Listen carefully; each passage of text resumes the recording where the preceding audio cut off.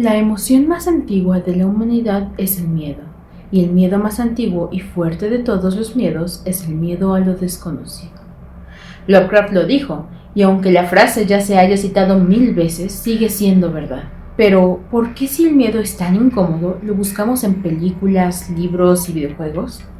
¿Por qué disfrutamos de sentirnos amenazados cuando sabemos que estamos a salvo? Hoy vamos a explorar por qué el terror no solo nos asusta, sino que nos fascina.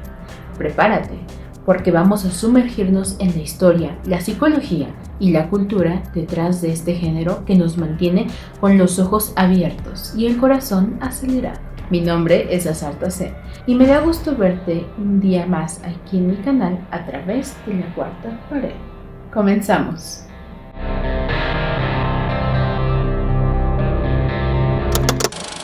El miedo es un mecanismo de defensa, un instinto de supervivencia. Cuando sientes miedo, tu cuerpo se activa, pupilas dilatadas, adrenalina, alerta máxima. Pero en el mundo moderno, al menos en muchas sociedades, ya no peleamos por sobrevivir cada día. Entonces, ¿qué hacemos con ese instinto? Lo convertimos en entretenimiento. Las historias de terror nos permiten experimentar el miedo sin peligro real. Es como subirte a una montaña rusa. Sabes que vas a gritar, que tu cuerpo reaccionará, pero estás a salvo. Y eso es adictivo. Yo amo el terror, no solo por los sustos o la adrenalina, sino porque es uno de los géneros más expresivos del cine y paradójicamente también es uno de los más infravalorados. En los Oscars, por ejemplo, casi nunca se premia. Películas brillantes como Hereditary o Midsommar fueron ignoradas, como si el terror no tuviera nada valioso que decir. Pero quienes amamos este género sabemos que es todo lo contrario. El terror dice muchísimo y lo dice fuerte. El terror nos habla desde lo más profundo, nuestros miedos. Nos enfrenta a ellos sin filtros ni metáforas suaves. Y lo más interesante es que esos miedos evolucionan junto con la sociedad.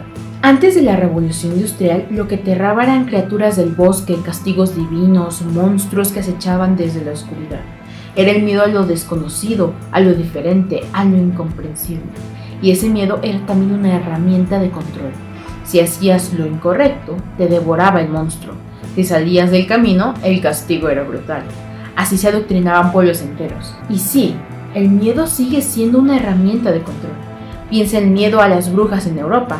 Más que miedo a lo sobrenatural, era miedo a la mujer libre, sabia y fuera de la norma. Era misoginia disfrazada de histeria colectiva. Hasta se discutía si las mujeres tenían alma. El terror revelaba, sin querer, los prejuicios más profundos de una sociedad. Pero el mundo cambió. Llegó la industrialización, la Guerra Fría, las metrópolis, la globalización y el terror cambió con ellos. Ya no temíamos a lo que estaba en el bosque, sino a lo que podía irrumpir en nuestras casas, en nuestra rutina. Ahí entra Halloween, por ejemplo, una película que marcó toda una generación. Nos dijo, esa comodidad en los suburbios, ese sueño americano, puede romperse en cualquier momento. Un tipo con un cuchillo te puede destruir esa fantasía, y eso pegó fuerte en una sociedad ya paranoica por la amenaza nuclear. Luego vino otro miedo. Las masas, las hordas, las infecciones, los zombies. Lo que antes era un monstruo solitario, se convirtió en millones, y no eran solo cuerpos podridos, eran símbolos. Los zombies reflejan el impacto de las revoluciones, de las multitudes que destruyen el supuesto orden. También reflejan el miedo a lo colectivo, a las pandemias, a las ETS, a que aquel mundo que conoces desaparezca bajo una ola de los otros. Y hablando de otros, ahí están las invasiones alienígenas, un miedo muy estadounidense, muy de Guerra Fría, pero también muy global. ¿Por qué nos aterra tanto que vengan seres de otro lugar a invadirnos? Quizá porque ese miedo refleja otra cosa. La migración para algunos, por ejemplo, la colonización y el imperialismo para otros, el cambio cultural, la globalización. Esos extraterrestres pueden ser una metáfora de lo que sentimos cuando llega lo nuevo, lo diferente, y eso nos asusta más de lo que admitimos. Mira Distrito 9, por ejemplo, una película donde los alienígenas no vienen a conquistarnos, sino que están varados aquí y son marginados, maltratados y segregados. Es una crítica directa a cómo tratamos a los migrantes o a los refugiados, a los que consideramos inferiores. El terror y la ciencia ficción se vuelven un espejo, no solo de lo que tememos allá afuera, sino de lo que somos por dentro. Por eso me encanta el terror que se mezcla con la ciencia ficción, porque te habla del presente pero también del futuro, de hacia dónde vamos como humanidad y de lo que preferimos ver. Ahora, hay que decirlo, no todo el terror es igual. Está el psicológico, el corporal, el slasher, cada uno explora distintos rincones del miedo humano. El terror corporal es grotesco, te impacta con imágenes explícitas, vísceras, sangre, cuerpos deformados. Ahí está Evil Dead, que es una joya en su estilo. En cambio, el terror psicológico te destruye lentamente. No te dice qué es lo que te acecha, solo sabes que está ahí y que no puedes escapar. Hereditary y Midsommar son maestros en eso. No hay gritos repentinos, hay una angustia constante que te persigue. Ambos tipos de terror pueden convivir, pero su efecto es distinto. Uno te hace cerrar los ojos y el otro te los abre, aunque no quieras. Y claro, el mercado también ha influido. El cine, como todo producto cultural, está atravesado por lo comercial. Hay muchas películas que apuestan por el shock visual, por el gore, porque necesitan atrapar al espectador en los primeros segundos. El algoritmo manda después de todo. La atención es un recurso escaso y eso hace que el cine en general, no solo el de terror, se haya vuelto más ruidoso, más rápido, más agresivo, a veces más vacío. Pero no todo está perdido. El terror sigue teniendo cosas muy valiosas que decir. Sigue siendo un espacio donde se pueden explorar temas profundos, incómodos, urgentes. Desde el miedo a perder nuestra identidad hasta el miedo a ser vigilados, manipulados o incluso reemplazados. El terror de hoy refleja nuestras ansiedades digitales, nuestras paranoias climáticas, nuestros colapsos emocionales. Y eso es lo que lo hace tan poderoso. Porque cuando está bien hecho, no solo te asusta, te confronta, te hace pensar, te obliga a mirar lo que no quieres mirar. El terror como género literario y cinematográfico es relativamente reciente. Nació oficialmente con la literatura gótica allá por el siglo XVIII y XIX con obras como Frankenstein de Mary Shelley o Drácula de Bram Stoker. Estos autores, junto a otros como Edgar Allan Poe, Lord Dunsany o H.P. Lovecraft, no solo inventaron monstruos, sino que encarnaron en ellos los miedos más profundos de sus épocas, porque eso hace el terror, ponerle cara al miedo colectivo.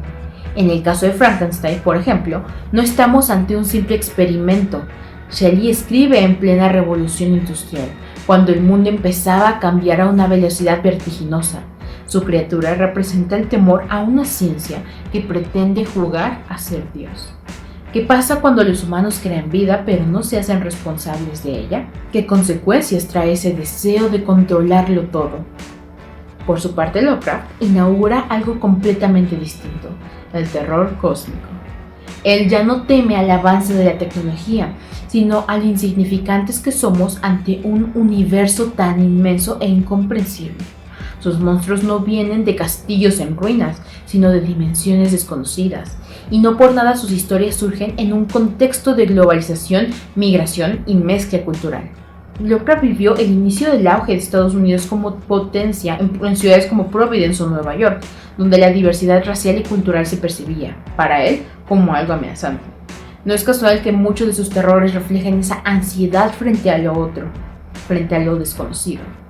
Cuando el terror pasó del papel a la pantalla, cambió también su foco. Primero tuvimos al expresionismo alemán, como El gabinete del Dr. Caligari o Nosferatu, que reflejaban el caos y la ansiedad tras la Primera Guerra Mundial. Posteriormente, con el clasicismo estadounidense, el cine replicaba esa idea de que el mal venía de afuera. Drácula en su versión de 1931 es un buen ejemplo. Un monstruo de Europa del Este llega a Occidente para corromperlo. Según la investigadora Carolina Cancino, esto reflejaba el miedo de Estados Unidos hacia lo extranjero, lo desconocido, lo que podía alterar al orden social y moral. Se creía que el mal, lo maligno, venía de afuera. Pero tras las guerras mundiales, esa narrativa cambió radicalmente. El horror ya no venía del extranjero, el mal estaba adentro. Las atrocidades cometidas durante la guerra dejaron claro que el ser humano era capaz de lo peor. El monstruo ya no era un forastero, éramos nosotros mismos. Esa transformación se reflejó en el cine. Fue en los años 50, con el postclasicismo, que el cine de terror empezó a volverse más gráfico, más violento, más sexual. Y con la Guerra Fría de fondo, emergió una nueva idea. La supervivencia depende del individuo. Ya no hay comunidad, ya no hay red de apoyo. Estás solo. Así nació el slasher. En los años 70, Halloween de John Carpenter cambió las reglas. Un asesino en serie amenaza un vecindario suburbano cualquiera en Estados Unidos, el corazón del sueño americano. Ya no hay castillos sin criaturas fantásticas. El peligro está en tu calle, en tu casa, dentro de tu comunidad. Eso fue profundamente perturbador para una sociedad que había construido toda su identidad sobre la idea de seguridad y bienestar. Directores como Alfred Hitchcock también empujaron esa idea. Psicosis, Los pájaros, La ventana indiscreta. El horror ya no necesita ser sobrenatural. Basta un ser humano cualquiera para poner en jaque la estabilidad cotidiana. Y claro, con los avances tecnológicos vino el terror gore. Películas como Evil Dead marcaron una nueva etapa, cuerpos desgarrados, sangre a chorros, violencia explícita, un terror que ya no sugiere, sino que te lanza las vísceras en la cara. Es el reflejo de una sociedad insensibilizada, individualista, moldeada por el capitalismo tardío. En los años 80, miedo a la pérdida de la inocencia y la corrupción del hogar. En los 90, miedo al fin del milenio, a lo sobrenatural desatado. En los 2000, el horror se vuelve más gráfico, más crudo. El terror gore y el torture porn, como Saw o Hostel, nos enfrentan a lo más grotesco del cuerpo. ¿Por qué? Porque vivimos en un mundo post-11 de septiembre con guerras televisadas, crisis económicas y una sociedad cada vez más individualista. El cine de terror no inventa los miedos, los interpreta. Pero entonces, ¿por qué nos gusta tanto el terror? Tal vez sea un placer masoquista. Nos fascina sentir miedo en un entorno seguro. Nos gusta jugar con lo prohibido, con lo que no entendemos. En muchos casos, el terror está íntimamente ligado al mundo de los sueños. Lovecraft mismo ambientaba muchas de sus historias en paisajes oníricos, donde los personajes viajaban a dimensiones ocultas mientras dormían. Tal vez el terror nos haga olvidar de vez en cuando los problemas cotidianos, porque si hablamos del género en cuanto al cine, es inevitable recordar que este arte le da una dimensión onírica a lo que vemos en la pantalla.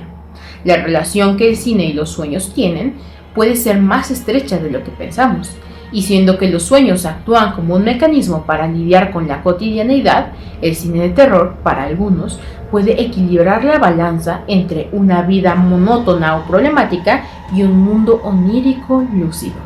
El terror también es una forma de fantasía, una donde el miedo es la puerta a lo maravilloso, a lo desconocido.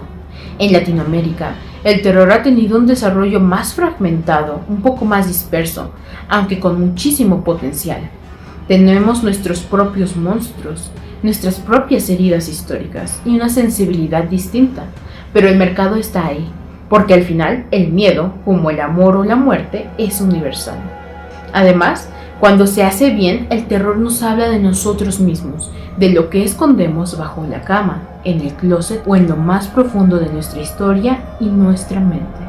No es solo un género, es un espejo. Un grito ahogado que revela lo que más tememos, lo que más escondemos y a veces lo que más deseamos. A través del miedo entendemos nuestros límites, lo que nos aterra nos define y ahí, en medio de la oscuridad, cuando la criatura aparece, cuando suena ese último golpe de puerta, no solo reaccionamos con gritos, también con preguntas. ¿Qué es lo que quiero ver de mí mismo? ¿Qué es lo que esta historia me está obligando a sentir?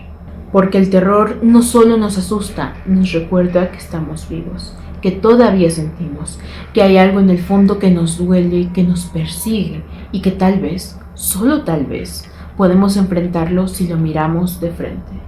Así, la próxima vez que veas una película de terror, pregúntate, ¿por qué me dio miedo? ¿Qué parte de mí tocó? Tal vez ahí encuentres algo más que un susto. Tal vez ahí encuentres una verdad. Mi nombre es Azarta C y nos veremos próximamente aquí en mi canal a través de la cuarta pared. Hasta la próxima.